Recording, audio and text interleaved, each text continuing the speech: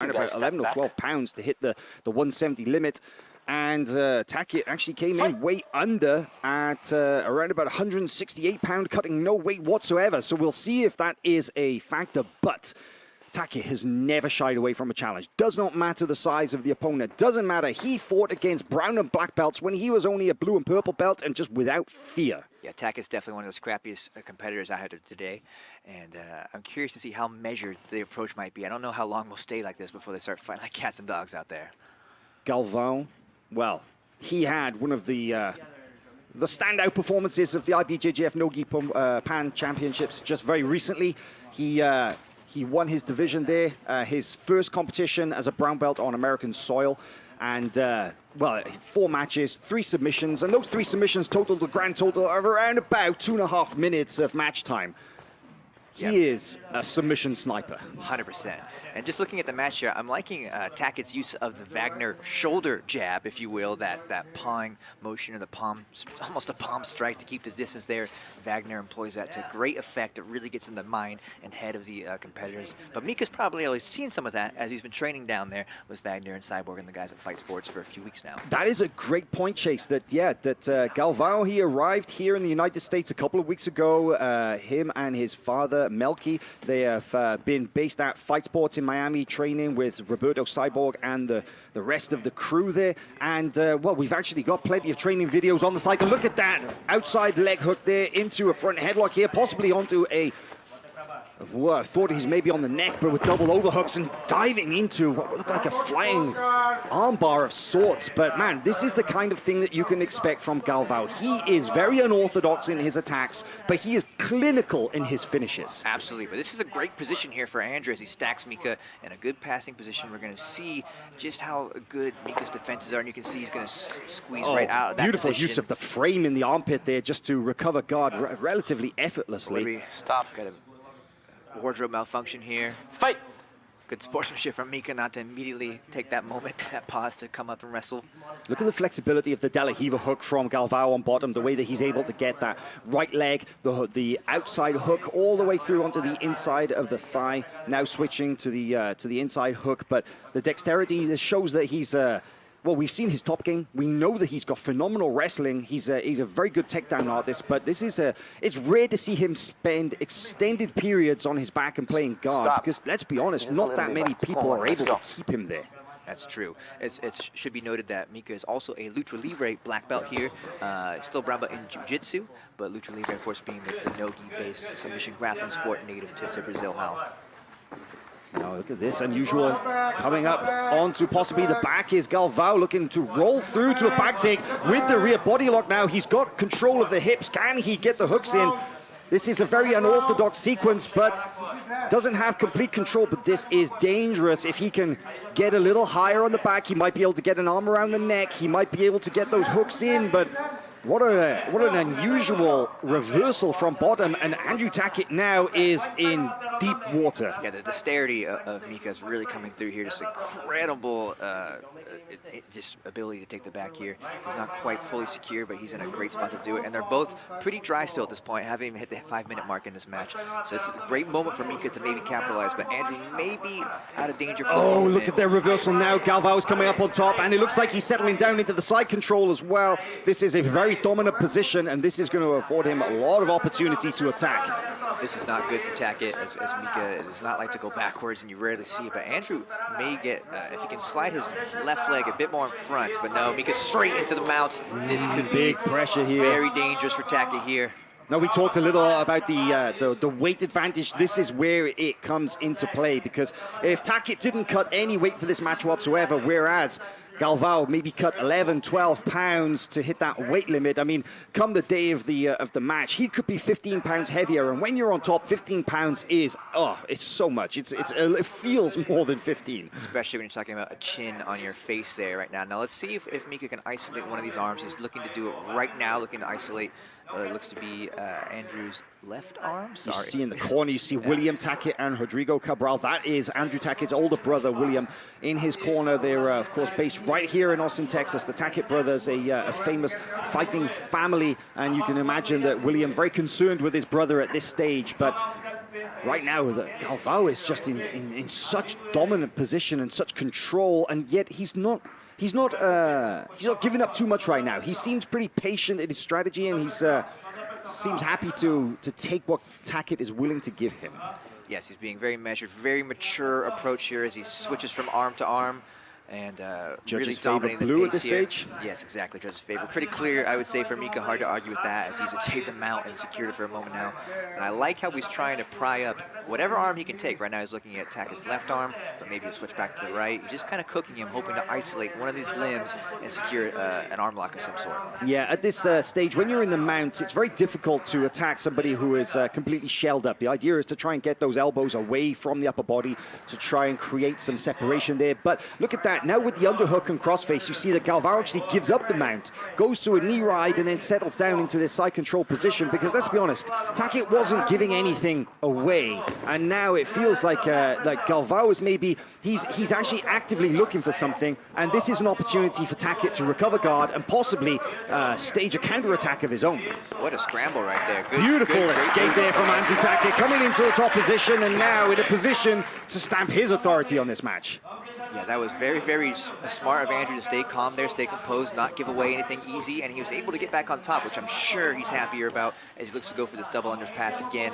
But I'm wondering if we're going to see the pace ramp up. Both these guys can go forever. It's been very, very calm throughout, and I'm wondering if Andrew may be a little more eager to get something off in a quick manner here coming up in these next several minutes. You know, the one thing that is really obvious to me so far from watching this match, Chase, is that Galvao, his expression has not changed. Whether he is in a bad spot and he's defending, or whether he is in the attack, it is just this expressionless look, mouth closed, breathing through his nose, and just doesn't seem flustered by anything that Tackett is offering so far, and he just seems so calm.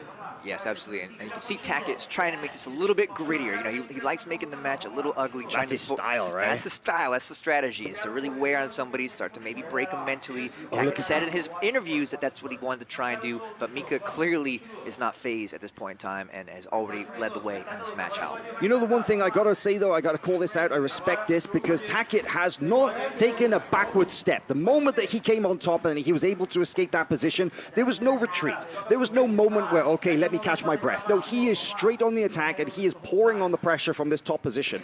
But he hasn't been successful yet in finding the key to Galvao's guard. He hasn't been able to navigate his way past those obstacles and get into a control position. That's very true, and I think Mica has really made the pace of this match what he wants it to be. He's really controlling and he's sweeping when he needs to, but he's not really upset about holding position on bottom for a little while, biding his time, as Andrew is really trying to force something. Mica, I think, is taking the game as it comes to him and waiting for the perfect moment here. And you look at this, you see the way that that Tackett is knee slide passing, that he has his, instead of putting his knee on the floor, he puts it on the torso, and he was actually drawing Galvao to him. He was pulling on the back of the head to try and put the pressure on the sternum. Those are the kind of tactics you can expect from Tackett, because he likes to just pour the pressure on his opponents. He likes to really put it on them. But let's be honest, this is not the same Andrew Tackett that we've seen in the past, because usually his matches, they're so fast, it is hard to keep up. But this is definitely a slower pace, and I would say that Galvao has done a very good job of slowing him down and really deciding the pace of this match. Yeah, absolutely. Andrew here in an interesting exchange as he almost gets a footlock attack and looks for the back in the same moment, but reset here as Andrew again tries to go for this knee slice pass. Like you said, Mica remains unfazed by any of the aggression shown here from Tackett. Looks very calm, very happy to go into the exchanges, and now he's pushing back a bit on Andrew's face. This is going to be a chippy match, Hal. Okay, so here's my question, Chase, is that now as we're approaching the 10-minute mark in this match, the judges will be asked once again who they favor at this stage and who they think is in control. Now, of course, Tackett, he spent the early part of the match in a very bad position. Galvao was clearly in control. But now at this stage, it is a little less clear as to who's in control, because Galvao is, yes, comfortable, calm, and yet it is possibly Tackett is the one is actually dictating the pace here a little bit. I think that's a fair argument, but Mica hasn't really given up an inch, but Tackett is certainly pushing the pace, I would say, in the last 5-minute period. But yeah, he hasn't really gotten anywhere. Mica's so good at just recomposing his guard, resetting, and again, trying to initiate on his terms. Here we see in the inset, the box there in the corner, you can see on the left is Micael Galvao. That is Micael Galvao's father and coach, a very well-known and respected black belt from the city of Manaus. Manaus in Brazil, of course, home to many champions. There's something in the water in that city because they've called it the Dagestan of Brazil. It's where all the toughest guys in the world come from. It's like, if you were to list all the world champions in history, I'm not sure exactly how many come from Manaus, but it's proportionately ridiculous. There's so many of them. But judges favor blue once again, meaning that so far at this stage, they still consider that Galvao is leading this match. And look at that, very simple wrestle up from bottom, and he directly into the top position. Nice spin out here from Tackett, possibly onto a leg attack. That was interesting there, Hal. I don't know if you could hear it, but the judges right at the 5-minute mark said, go, go. And Mica immediately shot a takedown, reverse positions. It looks like they were biding their time, waiting for this moment. Mica's corner much more animated now. They want to see a lot of action in the last 5 minutes. Look at that beautiful look at the diving knee slice pass as well. I mean, this is a very significant attack from Galvao, is because the difference in the guard passing, whereas the Tackett was only able to advance not even halfway and get close to getting control of that upper body. Galvao, every single one of his guard passes on near finishes. Look at this, straight into the mount again. Beautiful passing from Mica, really taking over the pacing of this match again. Looks like he took that middle 5 minutes to sort of control the pace and control his own energy, but now he's in a dominant spot again. Let's see what he can do with it here. As you said, representing Fight Sports Miami and also Dream Art in Manaus, Micael Galvao has captured the attention of the Brazilian audience like few grapplers have. He is a legitimate superstar in Brazil. This kid, they've told everybody, look out, he is going to be the next big thing. And I've got to say, judging by his performance so far at this stage, there's no exaggeration. No, he looks completely dominant and a real treat to watch. I mean, a beautiful technique, not an ounce of wasted energy as he makes his way into the most dominant place in jiu-jitsu, which is the mount. Again, looks like he's trying to isolate an arm here, and I'm wondering maybe if he's thinking a few steps ahead to the back. You know, it's really hard sometimes to finish someone no-gi from top, especially if they're shelling up and doing good defense.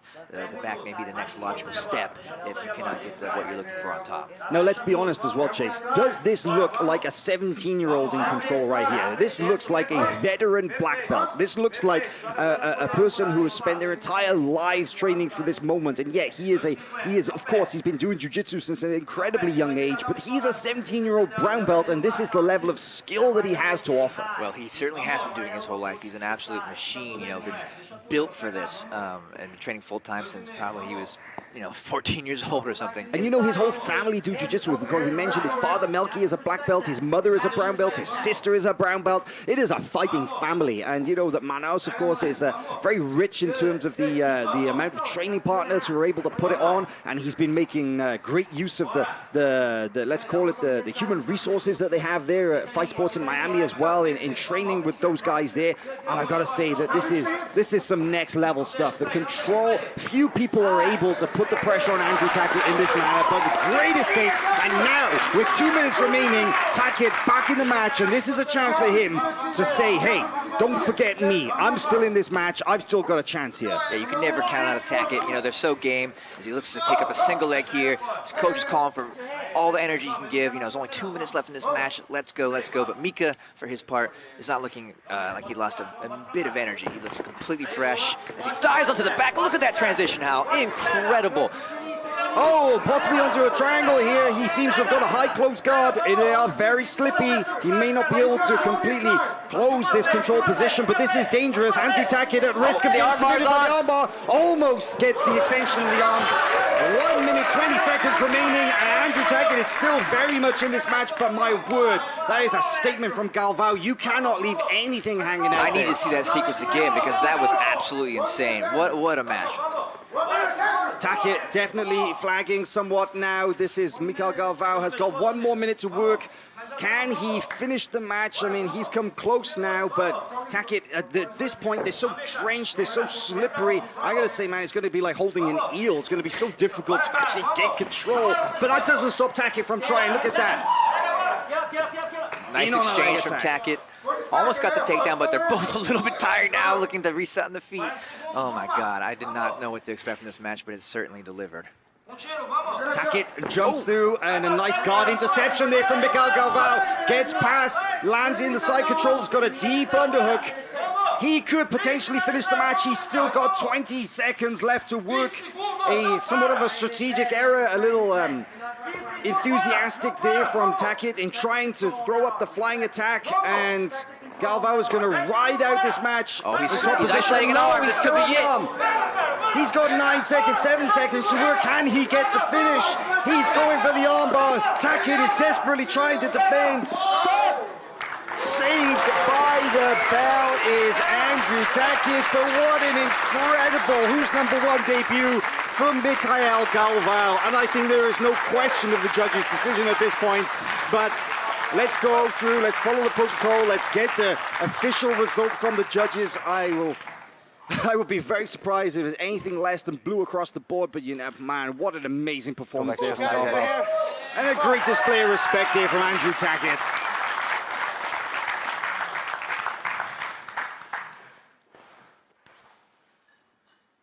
A formality at this point, I feel that it is blue across the board for the winner, Micael Galvao.